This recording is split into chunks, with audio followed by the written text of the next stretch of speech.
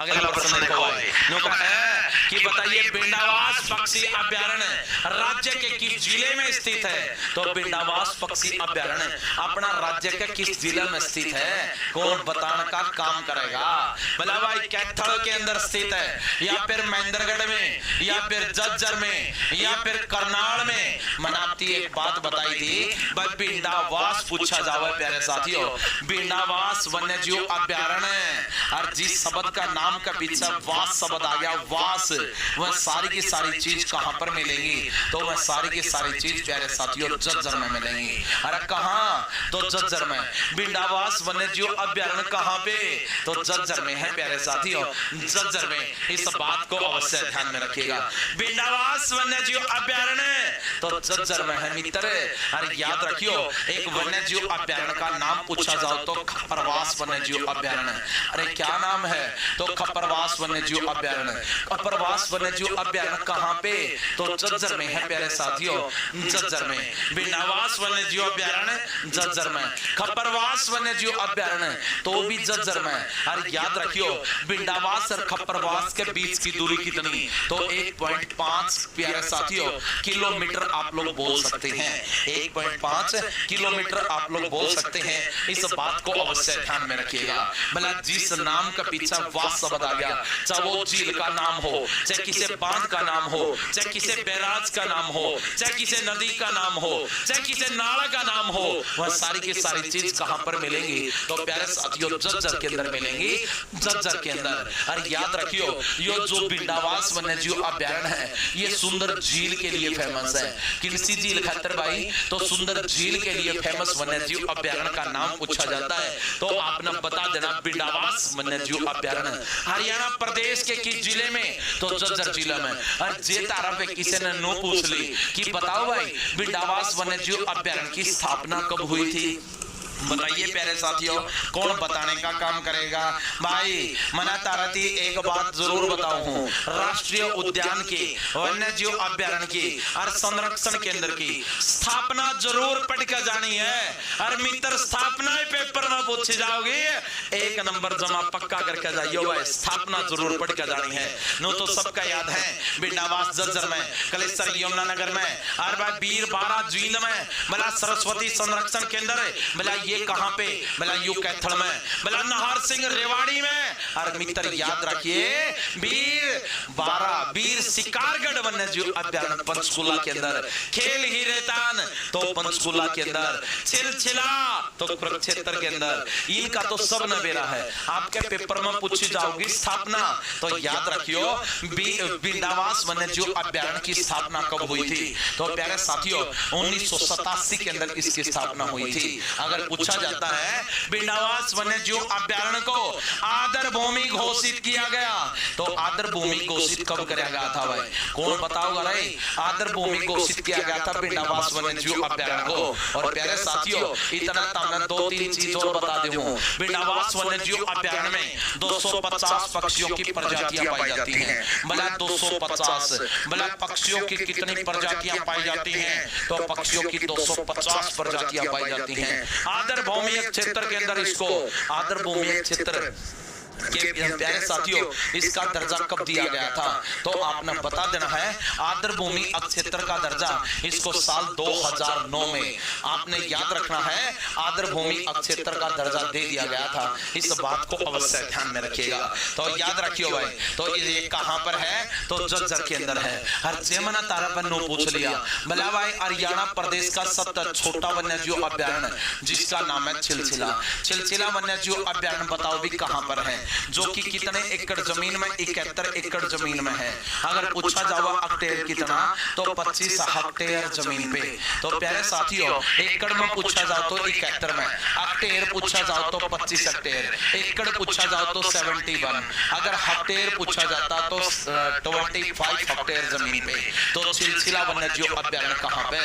हरियाणा प्रदेश का सबसे छोटा वन्य जीव अभ्यारण्य है। उस वन्य जीव अभ्यारण्य का नाम पूछा जाओ तो छिलछिला है। याद रखियो भाई। अरे चिलचिला वन्यजीव अभ्यारण्य कहाँ पे? तो हरियाणा प्रदेश के कुरुक्षेत्र जिले में। अरे कहाँ? तो कुरुक्षेत्र में। अरे ये कौन ने कमेंट करके बताओगा कि चिलचिला वन्यजीव अभ्यारण्य की स्थापना कब की गई थी? तो जल्दी जल्दी बता दो भाई, चिलचिला वन्यजीव अभ्यारण्य की स्थापना कब की गई थी? अरे एक और प्रश्न पूछूंगा प्यारे साथियों। हाँ, हेक्टेयर में पूछा जाओ तो 25 है, एकड़ में जमीन पूछा जाओ तो 71 एकड़ जमीन है। एक प्रश्न और पूछूंगा, उसकी स्थापना पूछूंगा प्यारे साथियों। कौन बताएगा चिलचिला वन्यजीव अभ्यारण्य की स्थापना कब की गई थी? बताइए, शाबाश। अरे क्या बात है, क्या बात है प्यारे साथियों जी। तो आपने याद रखना है, चिलचिला वन्यजीव अभ्यारण्य की स्थापना 1986 में की गई थी। 1986 में इसकी स्थापना हुई थी, 1986 में। ध्यान रख लियो भाई। अच्छा, मैं एक बात करूं सरस्वती प्यारे साथियों, सरस्वती संरक्षण केंद्र, सरस्वती संरक्षण केंद्र पूछा जाता है या फिर सरस्वती वन्यजीव अभ्यारण्य पूछा जाए। सरस्वती संरक्षण केंद्र पूछा जाओ तो कहां पे? तो आपने बता देना है कैथल के अंदर है। अरे सरस्वती संरक्षण केंद्र कहां पे? तो सरस्वती संरक्षण केंद्र कैथल में। बताओ भाई, अगर पूछा जाए इसकी स्थापना कब की गई थी सरस्वती संरक्षण केंद्र की, या फिर वन्यजीव अभ्यारण्य की स्थापना कब की गई? और मैं अपने एक चीज और बता दूं, सरस्वती संरक्षण केंद्र प्यारे साथियों, इसका दूसरा नाम आप लोग बोल सकते हैं सोनसर जंगल भी बोल सकते हैं। अरे क्या बोलेंगे?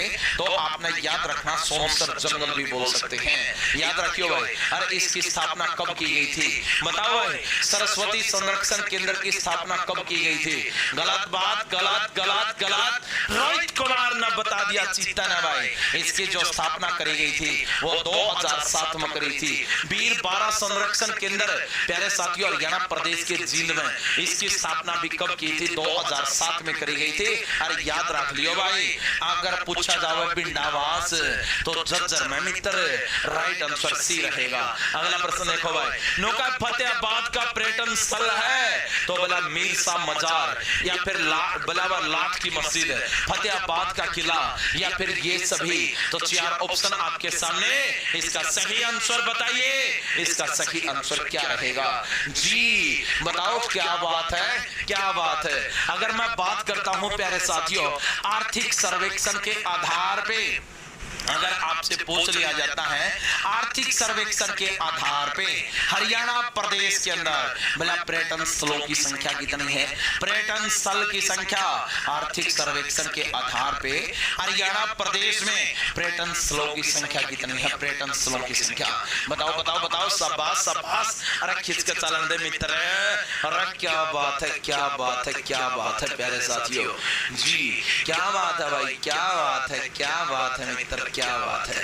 कौन बताने का काम करेगा? आर्थिक सर्वेक्षण के आधार पे हरियाणा प्रदेश के अंदर पर्यटन स्थलों की संख्या पूछी जाए तो 43 पर्यटन स्थल हैं। अरे कितने? तो 43 पर्यटन स्थल है प्यारे साथियों, 43। अगर हरियाणा प्रदेश में पर्यटन स्थलों की संख्या पूछ ली, वैसे पर्यटन स्थलों की संख्या 44 है प्यारे साथियों। इस बात को अवश्य ध्यान में रखिएगा। अरे भाई ताना कल सबने माँ की सू लग गए, कितने बजे आना है? तो 9 बजे आना है मित्र। अगर आपने सिलेक्शन चाहिए तो यार रामबाण क्लास मित्र कल तो शुरू हो जाओगी। रामबाण क्लास मतलब कितने घंटे चलेगी? तो 48 घंटे। अरे टेंशन ना लो, मैं सोने का भी टाइम दूंगा, जागरण का भी टाइम दूंगा। कल ना प्यारे साथियों पूरा का पूरा टाइम टेबल आपने बता दूंगा मित्र, टेंशन लेने का नहीं प्यारे साथियों। यहाँ पे सिर्फ वो चीजें पढ़ाई जाती हैं जो आपके पेपर में आएंगी ही आएंगी। हर भाई जोर से साथी नो लग गए। अब जी देखेंगे वो 26 तारीख ने देख भी लियो, और फिर 27 तारीख आड़ा खातर श्याम ने क्लास शुरू हो जाओगी। 27 तारीख आड़ा खातर याद रखियो भाई। तो इसका जो राइट आंसर रहेगा वो प्यारे साथियों राइट आंसर डी रहेगा। बताओ भाई हरियाणा प्रदेश के पर्यटन मंत्री कौन है? पर्यटन मंत्री बताओ भी, हरियाणा प्रदेश के पर्यटन मंत्री कौन है? पर्यटन मंत्री। तो भाई बताइए कौन बताने का काम करेगा? हरियाणा प्रदेश के पर्यटन मंत्री कौन है? जल्दी जल्दी बताओ, कमेंट कर कर गए बताइए जरा, क्या बात है बताइएगा। हरियाणा प्रदेश के पर्यटन मंत्री कौन है जी? बिल्कुल 24 जुलाई सुबह 9 बजे जो मेरे साथी प्राइवेट सेक्टर में जॉब कर रहे हैं भाई छुट्टी ले लियो, कल की परसों की 2 दिन की पेपर वाला दिन तो होगी छुट्टी, तो भाई कल की परसों की छुट्टी लेकर क्लास देखनी है मित्र, छुट्टी लेकर आई बात समझ में। बहुत बढ़िया अरविंद शर्मा जी बने हैं प्यारे साथियों, अरविंद शर्मा जी का विधानसभा क्षेत्र पूछा जाए तो गोवाना है भाई। अगला प्रश्न देखो, नुका पलवल के किस क्षेत्र का संबंध महाभारत काल की ओडो जाति से है? तो बताओ भाई, भला ओडल का है या फिर अथीन का है या फिर ए और बी दोनों का है या फिर इनमें से कोई भी नहीं है? तो बताओ इसका सही आंसर क्या रहेगा। मैंने बात की है किसकी, भला पलवल की। पलवल का प्राचीन नाम ऐपलवा के नाम से जाना जाता है। अरे किस नाम से रे बाबा? तो ऐपलवा के नाम से जाना जाता है। किस नाम से? तो ऐपलवा कहा जाता है, ऐपलवा कहा जाता है। तो याद रख लियो भाई, क्या बोला जाता है? तो ऐपलवा कहा जाता है प्यारे साथियों, ऐपलवा। अगर मैं बात करता हूं ऐपलवा तो याद रखिएगा प्यारे साथियों, जिसको कहा जाता है कॉटन सिटी के नाम से जाना जाता है। अरे भाई किस नाम से? मिला कॉटन सिटी। और पलवल जिला कद बना था? मिला पलवल जिला बना था 15 अगस्त में, 15 अगस्त प्यारे साथियों साल 2008 में हरियाणा प्रदेश का जिला। मैं जिले की बात करता हूं तो जिले का नाम है प्यारे साथियों पलवल नाम है। तो क्या नाम है?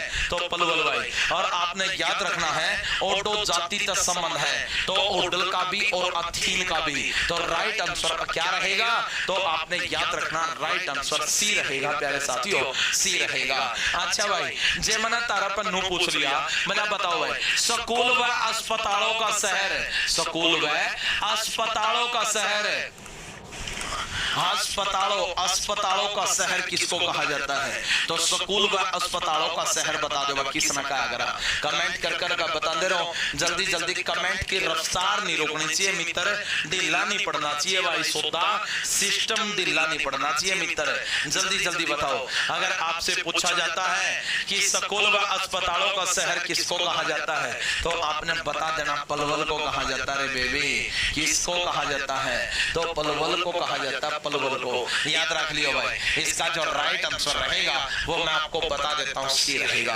अच्छा भाई, जे तारा पर नो पूछा जाए कि बताइएगा हरियाणा प्रदेश का जिला जिसका नाम है पलवल, कॉटन सिटी के लिए जाना जाता है। बताओ भाई, अगर 12 खंबा की छतरी पूछा जाता है, 12 खंबा की छतरी, 12 खंबा की छतरी, 12 खंबा छतरी पूछा जाता कहां पर है? 12 खंबा की छतरी कौन बताएगा?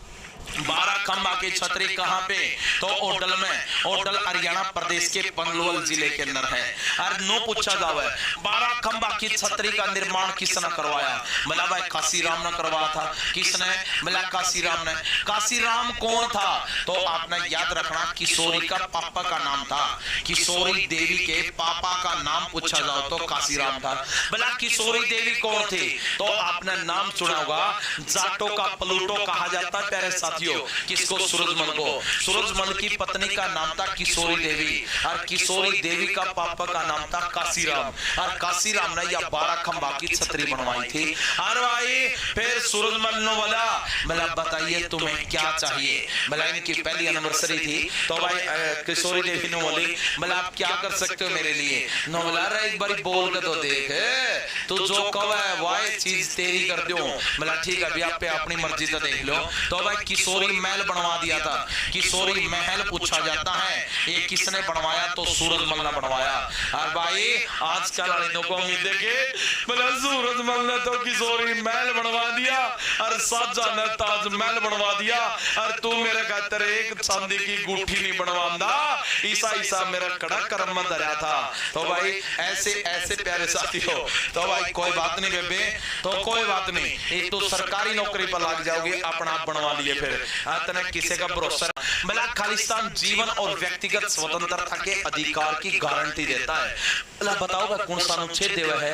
अरे भाई मैं तुमने एक बात बताऊं प्यारे साथियों, एक तो देखो 3 टॉपिक बताऊं आपने, इंडिया जीके में 3 टॉपिक है। एक का नाम है मौलिक अधिकार भाई, ठीक है, कौन सा? बोला मौलिक अधिकार। एक का नाम पूछा जाओ तो नीति निर्देशक तत्व, नीति निर्देशक तत्व, नीति निर्देशक तत्व प्यारे साथियों, नीति निर्देशक तत्व। डन भाई? बोला यस बेबी। और एक का नाम पूछा जाओ तो मौलिक कर्तव्य। क्या नाम है? बोला मौलिक कर्तव्य। यह तीन प्यारे साथियों ऐसे टॉपिक हैं, एक का नाम मौलिक अधिकार, एक का नाम नीति निर्देशक तत्व, एक का नाम मौलिक कर्तव्य। यह तीन टॉपिक ऐसे हैं जो आपका पेपर में प्यारे साथियों पक्का प्रश्न होगा भाई। इंडिया जीके में जनसंख्या में तो जरूरी कोई आवे तो आवे नहीं भी आवे, पर्वत पहाड़ पठार नदी नाले झील जाला में तो आवे तो आवे नहीं भी आवे। ये प्यारे साथियों हिस्ट्री में तो आमदाई गोरिता में बेरा है। और ये तीन टॉपिक ऐसे हैं जो आप किसी भी पेपर में उठा कर देख लियो, इन टॉपिक का मतलब प्रश्न पूछा जाओ है प्यारे साथियों, 100% पूछा जाओ है। आई बात सुन रहे हैं तो भाई बताओ भी यो प्यारे साथियों बताइए व्यक्तिगत स्वतंत्रता के अधिकार की गारंटी देता है, वो आर्टिकल नंबर पूछा जावे तो आर्टिकल नंबर 21 है। आर्टिकल नंबर 21 में बता रखा है निजता का अधिकार, निजता का अधिकार। निजता के अधिकार का मतलब है जीने का अधिकार। तो बता मैं सुना होगा जियो और जीने दो। तो ट्रक का जो भाई है ड्राइवर है तो वह अपना ट्रक के पीछे लिखवा रहा है जियो और जीने दो। तो प्यारे साथियों इसी को कहा जाता है निजता का अधिकार कहा जाता है। एक आपने सुना होगा भाई, एक बोला जाता है प्राणदेहिक स्वतंत्रता का अधिकार। अरे क्या?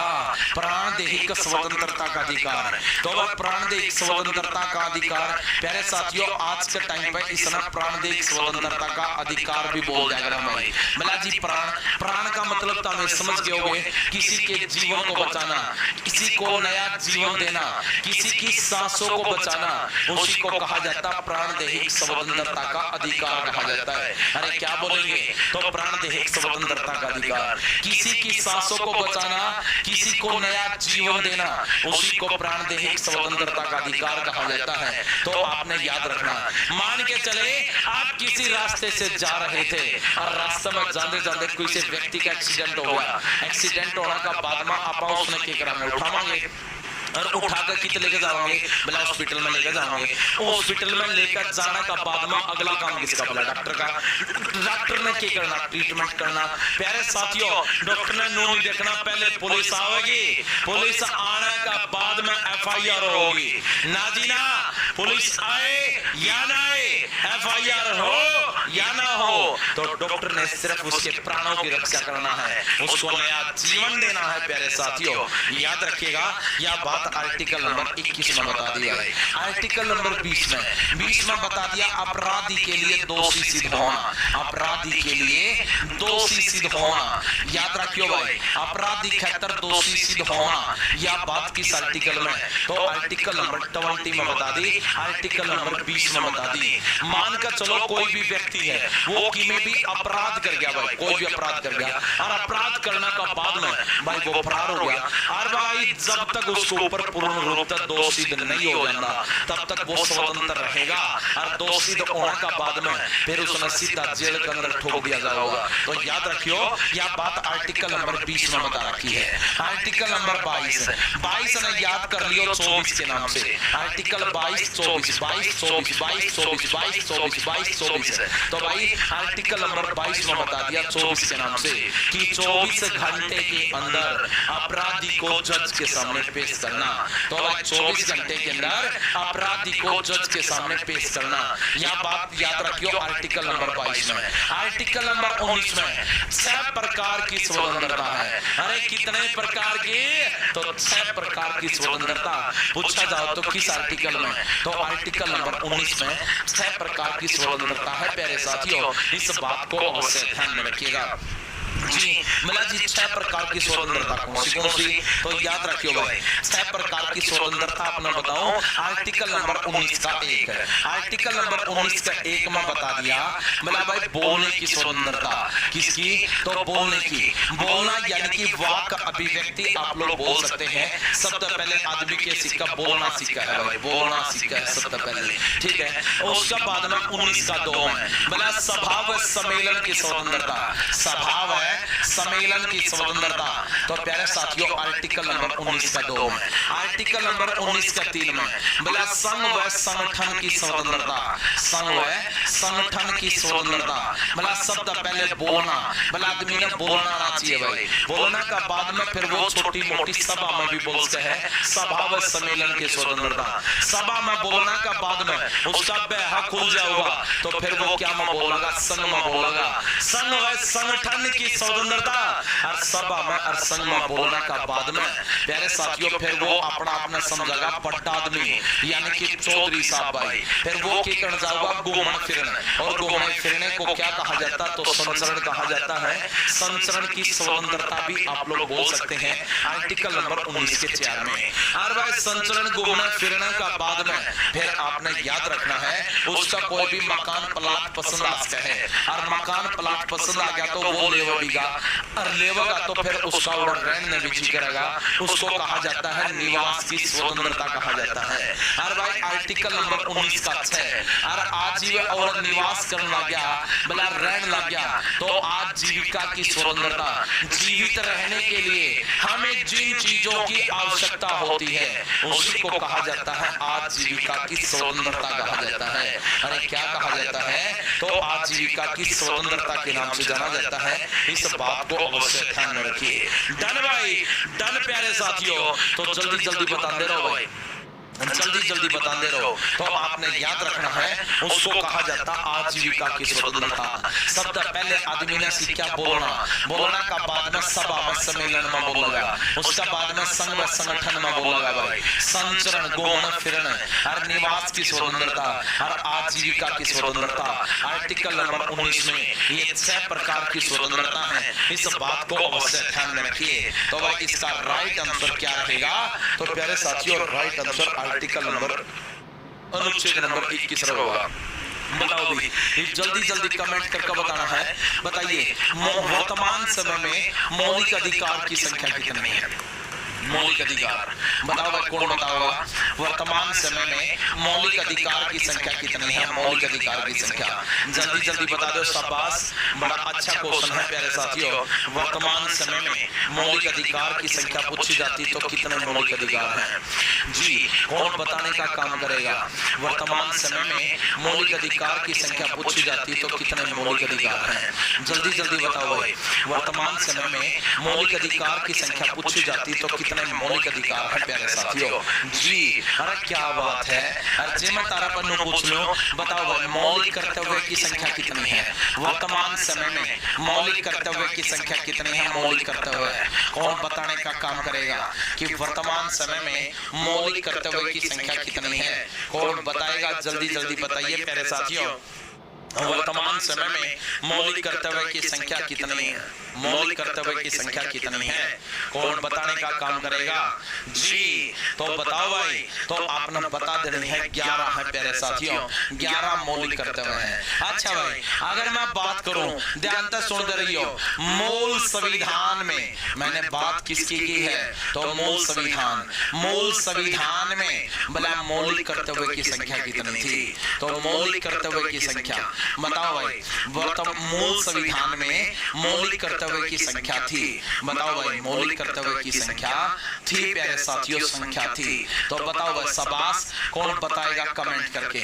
मूल संविधान में मौलिक कर्तव्य की संख्या थी, मौलिक कर्तव्य की संख्या थी, मूल संविधान में मौलिक कर्तव्य की संख्या थी। अरे वाह बहुत बढ़िया प्यारे साथियों, बिल्कुल सुनने थे, यानी कि मौलिक कर्तव्य थे ही नहीं। अरे जे तारा पेपर में पूछा जावे कि बताइए संविधान में यह चीज जोड़ दी गई, तो प्यारे साथियों जोड़ा तो जोड़ा गया तो आपने याद रखना प्लस करना है। तो 42वां संशोधन 1976 में आंख बंद करके कर दियो भाई, आंख बंद करके लिख दियो कि आपका पेपर में पूछा जाएगा कि यह चीज फलानी फलानी चीज संविधान में कब जोड़ी गई? तो 42वां संशोधन 1976 के अंदर जोड़ दी गई थी। अगर पूछा जाए यह चीज संविधान तक कब हटा दी, हटा हटाई यानी कि माइनस, तो 44वां संशोधन 1978 के द्वारा, और कब, तो 44वां संशोधन 1978 के द्वारा आधा ज्यादा चीज संविधान में हटा दी थी। जोड़ी कब गई थी, तो 42वां संशोधन 1976 में। हटाई कब गई थी, तो 44वां संशोधन 1978 में। याद रख लियो, एक बात मैं एक प्रश्न बीच में पूछूंगा और सब ने बताना उसका आंसर क्या होगा, ठीक है भाई। इसका राइट आंसर प्यारे साथियों अनुच्छेद नंबर 21 होगा। अगला देखो भाई, निम्नलिखित में से कौन सा सही सुमेलित नहीं है, तो सही सुमेलित कौन है भाई, बताओ रे कौन सा कौन है। शाबाश, 4 ऑप्शन आपके सामने, इसका सही आंसर बताइएगा, इसका सही आंसर क्या रहेगा। कौन बताने का काम करेगा कि इसका सही आंसर क्या रहेगा प्यारे साथियों। अम्बाला मंडल में 4 जिले हैं, भला करनाल मंडल में 3 जिले हैं, रोहतक मंडल में 6 जिले हैं, हिसार मंडल में 4 जिले हैं। कौन बताने का काम करेगा। अरे क्या बात है, अरे वाह क्या बात है। तो प्यारे साथियों आपने इस बात को अवश्य ध्यान में रखना है। तो इसका राइट आंसर क्या रहेगा, तो रोहतक मंडल में वह सही सुमेलित नहीं है। तो रोहतक मंडल में जिलों की संख्या कितनी आएगी, तो 5 जिले आएंगे। 5 जिले कौन से, भला एक का तो नाम है रोहतक भाई, रोहतक का बाद में प्यारे साथियों भला रोहतक मंडल में रोहतक जिला भाई, और उसका बाद में भिवानी, और भिवानी का बाद में फिर जिक्र होगा चरखी दादरी का जिक्र होगा। अरे किसका, भला चरखी दादरी, और चरखी दादरी का बाद में फिर जिक्र आता है सोनीपत, और सोनीपत का बाद में फिर अगला जिक्र आता है तो जज्जर का जिक्र आता है। तो याद रखियो भाई, रोहतक मंडल में जिलों की संख्या पूछी जाओ तो 5 जिले हैं। अरे कितने जिले, मतलब 5, मतलब रोहतक, भिवानी, चरखी दादरी, सोनीपत और जज्जर भाई। बताओ भी रोहतक मंडल में जिलों की संख्या कितनी, तो जिलों की संख्या पूछी जाती तो प्यारे साथियों 5 जिले हैं। याद रखियो, इस बात को अवश्य ध्यान में रखिएगा।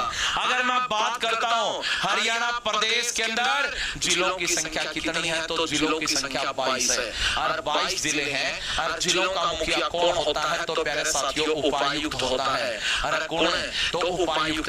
और उपायुक्त ने इंग्लिश में क्या बोलेंगे, डीसी बोलेंगे। क्या बोलेंगे, तो डीसी डिप्टी कमिश्नर आप लोग बोल सकते हैं। और भाई 22 जिलों को कितने मंडलों में, तो 6 मंडलों में बांट रखा है। और मंडलों का मुखिया कौन होता है, तो आयुक्त होता है। अरे कौन है, तो आयुक्त। और आयुक्त ने इंग्लिश में क्या कहेंगे, तो प्यारे साथियों कमिश्नर कहा जाता है। अरे क्या कहा जाता है, तो कमिश्नर कहा जाता है। और 6 मंडल कौन से, तो मैं आपने बता दूं GHAR, घर लिखने का बाद में फिर आपने लिख देना है KF लिख दियो भाई। तो G4 आपने याद रखना प्यारे साथियों गुरुग्राम है। भाई H4 याद रखियो इसार है, इसार। मतलब A4 आपने याद रखना अम्बाड़ा, और R4 आपने याद रखना रोहतक है मित्र, रोहतक। और K4 करनाल, K4 मतलब करनाल। F4 मतलब फरीदाबाद, अरे क्या नाम है, मतलब फरीदाबाद। मंडलों की संख्या कितनी, मतलब 6 मंडल है। मतलब करनाल और फरीदाबाद ये नए मंडल बने थे। मतलब कद बने, तो 21 फरवरी 2017 में। अरे कब, तो 21 फरवरी 2017 में मंडलों की संख्या 6 कर दी गई थी। कितने मंडल कर दिए गए, तो आपने याद रखना है प्यारे साथियों मंडलों की संख्या को 6 कर दिया गया था, 6 मंडल कर दिए गए थे। तो याद रखियो भाई, नुका सही सुमेलित नहीं है।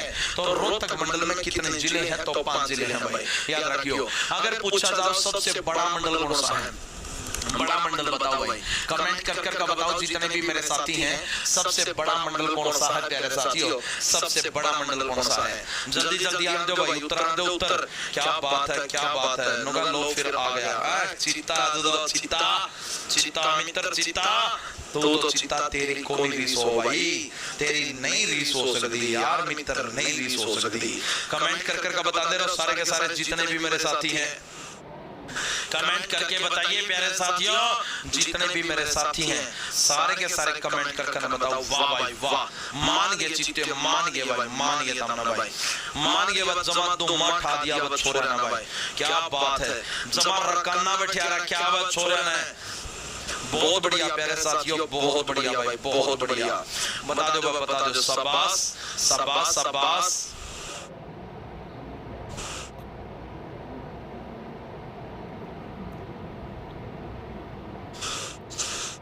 भाई मित्रों, वाह भाई वाह।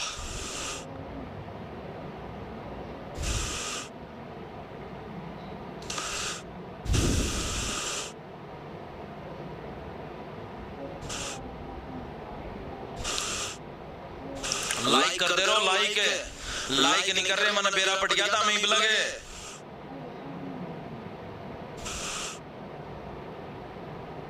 लाइक किसने नहीं कर रखी है क्लास? लाइक करो पहले सारे के सारे। धोखा है, धोखा नहीं सा लगा भाई, चिटर।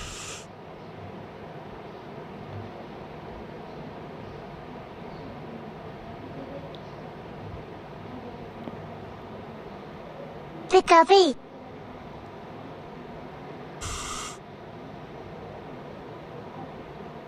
टीचर बनना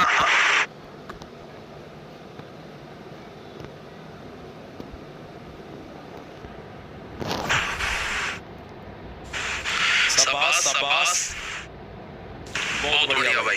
तो मैं आप सभी साथियों को बता देता हूँ, सबसे बड़ा मंडल पूछा जावे तो आपने बता देना रोहतक है भाई। अगर जनसंख्या का कोडिंग पूछा जावे या फिर जिला का कोडिंग पूछा जावे तो आपने बता देना रोहतक है। अगर नो पूछा जावे क्षेत्रफल के अनुसार, क्षेत्रफल के अनुसार सबसे बड़ा मंडल कौन सा है, तो क्षेत्रफल के अनुसार सबसे बड़ा मंडल पूछा जावे तो क्षेत्रफल के अनुसार सबसे बड़ा मंडल पूछा जावे तो प्यारे साथियों बता दियो, इसार नाम है भाई। इसार है, इसार कौन सा, तो इसार है प्यारे साथियों, इसार याद रखियो भाई।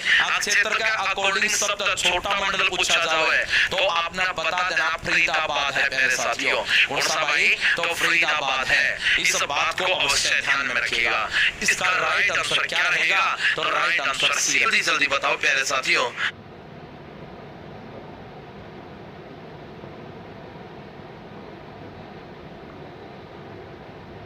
जी बताओ, शाबाश, बड़ा अच्छा क्वेश्चन है, बड़ा बेहतरीन क्वेश्चन है प्यारे साथियों।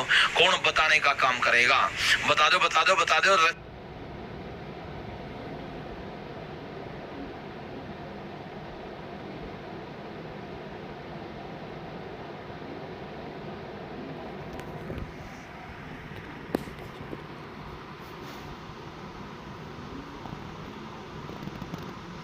पूछा जाता कौन सा मंडल या फिर डिवीजन नहीं है तो आपने बता देना कौन सा कोनी, तो प्यारे साथियों सोनीपत नहीं है। तो राइट आंसर क्या रहेगा, तो राइट आंसर डी रहेगा प्यारे साथियों, डी रहेगा। अगला नौका, हरियाणा के रेवाड़ी का क्षेत्रफल कितना है, तो बताओ भाई हरियाणा में रेवाड़ी का क्षेत्रफल कितना है प्यारे साथियों। मतलब 1540 वर्ग किलोमीटर, 1550 वर्ग किलोमीटर, 1594 वर्ग किलोमीटर या फिर 1640 वर्ग किलोमीटर, बताइएगा। मतलब रेवाड़ी का क्षेत्रफल कितना है प्यारे साथियों, कितना क्षेत्रफल है रेवाड़ी का। तो आपने याद रखना, रेवाड़ी का क्षेत्रफल पूछा जाओ तो 1594 वर्ग किलोमीटर ये रेवाड़ी का, ये इसार का क्षेत्रफल पूछा जाओ तो 3989 किलोमीटर स्क्वायर है। बताओ भाई सिरसा का क्षेत्रफल कितना है, जल्दी जल्दी आंसर आना चाहिए सबका। सिरसा का क्षेत्रफल बताओ भाई कितना है, तो सिरसा का क्षेत्रफल 4273 किलोमीटर स्क्वायर प्यारे साथियों। किसका क्षेत्रफल है, तो सिरसा का क्षेत्रफल है। और जे तारा पर नो पूछ लिया कि बताइए जींद का क्षेत्रफल कितना है, जींद का, तो आपने बता देना 2702 किलोमीटर प्यारे साथियों, किलोमीटर स्क्वायर ये जींद का क्षेत्रफल है। जे मैं तारा पर नो पूछो कि बताओ कुरुक्षेत्र का क्षेत्रफल बताओ भाई, और कुरुक्षेत्र का बाद में एक जिला का और क्षेत्रफल पूछूंगा, फिर वो आपने बता देना है सब में। तो बताओ भाई कुरुक्षेत्र का क्षेत्रफल पूछा जाता है, कुरुक्षेत्र का क्षेत्रफल कितना है, जल्दी जल्दी बताइए। कुरुक्षेत्र का क्षेत्रफल कितना है प्यारे साथियों, तो कुरुक्षेत्र का क्षेत्रफल पूछा जावे तो आपने बता देना है 1530 किलोमीटर स्क्वायर। अरे 1530 किलोमीटर स्क्वायर ये कुरुक्षेत्र का क्षेत्रफल है। ये बता दो भाई करनाल का क्षेत्रफल, और बताइए प्यारे साथियों कि करनाल का क्षेत्रफल कितना है, कौन बताने का काम करेगा, करनाल का क्षेत्रफल कितना है। तो आपने याद रखना है करनाल का का क्षेत्रफल की मैं बात करूं तो प्यारे साथियों 25 से 20 किलोमीटर स्क्वायर, 25 से 20 किलोमीटर स्क्वायर ये करनाल का क्षेत्रफल है। 25 से 20 किलोमीटर स्क्वायर याद रख लियो भाई, कितना तो 25 से 20 किलोमीटर स्क्वायर याद रखियो भाई। अगला क्वेश्चन, नौका हरियाणा में कोथली बला उपहार प्यारे साथियों बला अवसर पर दिया जाता है। तो बताओ भाई किस अवसर पे दिया जाता है? बला दीपावली के अवसर पे दिया जाता है, या फिर होली के अवसर पे दिया जाता है, या फिर तीज का अवसर पे, या फिर मकर संक्रांति के अवसर पे दिया जाता है। तो कौन बताने का काम करेगा? इसका सही आंसर क्या रहेगा प्यारे साथियों? बता दो भाई चीटो, बताओ इसका सही आंसर बला कोथली। तो कोथली आपने याद रखना तीज बदी जागरा भाई, आई बात समझ में? तो कोथली प्यारे साथियों तीज के अवसर पे दी जाती है। मकर संक्रांति के अवसर पे बला सिंधारा दिया गया भाई, सिंधारा याद रखियो भाई। होली के अवसर पे बला इसका अवसर पे भी उसने भी सिंधारा बोला गया भाई। हर दीपावली के अवसर पे बला इसने भी मित्र सिंधारा बोला गया है। बहुत सारा क्षेत्र में दिया भी जाता है और बहुत सारा क्षेत्र में दिया भी नहीं जाता है। तो याद रखियो भाई तीजा में बला के दिया बला तीज के अवसर पे कोथली दी जाती है। कोथली ग्योर आगरा और मामा लेके आगरा कोथली, आई बात समझ में? मामा लेकर आकर कोथली आली गे कोथली तो शाबाश क्यों खा खा जाइयो पेपर देने।